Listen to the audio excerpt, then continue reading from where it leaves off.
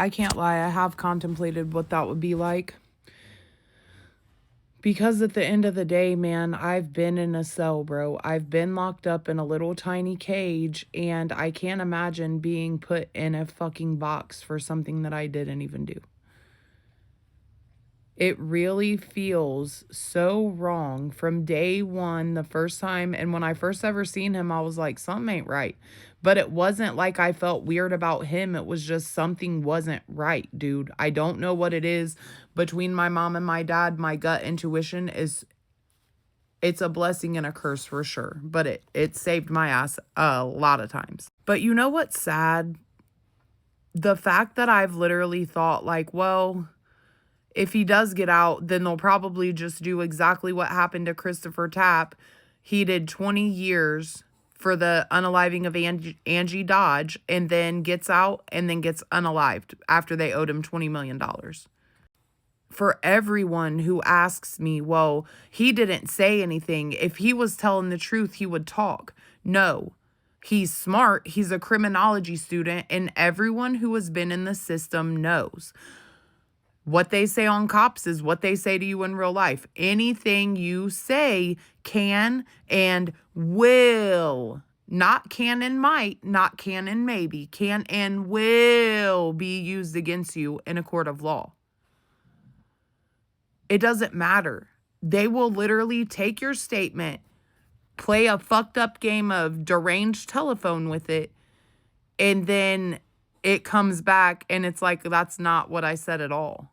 This is why every time I'm on live stream or every time I'm talking about this, I tell you guys, if anything ever happens, you don't say anything. You don't say, no, that's not what happened. You don't try to over-explain yourself. You say, I want a lawyer. And then you don't say anything else. It doesn't matter if they act like, oh, if you give us this information, then we'll do better. No, they won't. You give them the information and then they fucking bury you inside of the system. So that's why Brian Kohberger has not spoken. It's not that he's some sick, deranged serial killer that's apathetic, that doesn't care about the victims. It's the fact that he really didn't do it. If he really did it, trust and believe. Go watch interrogations of people who are actually guilty.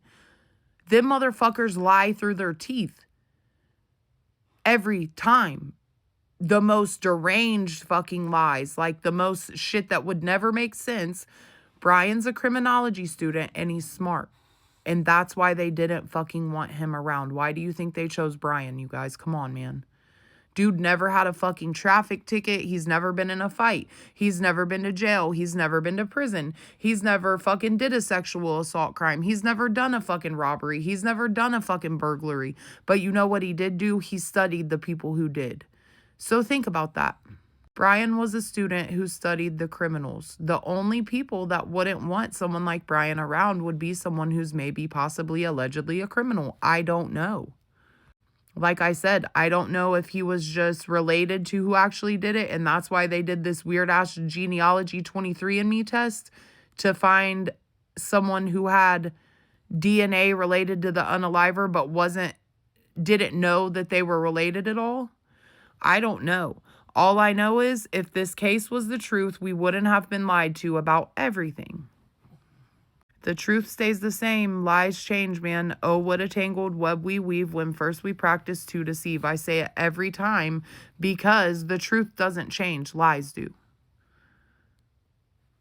Food for thought, man. But I pray if Brian really is 1,000% innocent, as it seems that he is, that he gets out someday. Because they withheld exculpatory evidence that Bethany Funk had that could have exonerated him. So they've already got a Brady violation right there. But look at Stephen Avery. They had a Brady violation in his clause, and that's the only thing that Kathleen Zellner thought she might be able to use to get him out. Which I haven't watched the Candace Owens segment that Sammy T. Mafia was talking about on the Birdie live stream this week. So I'm definitely going to check that out when I get some spare time. So thanks, Sammy, for letting me know. But it's fucked up, dude. So I really hope that if he does get out someday, that every single person that has talked about this case or put their blood, sweat, tears, and brain into this dude, I pray to God that he gets out and that all of us can breathe, dude.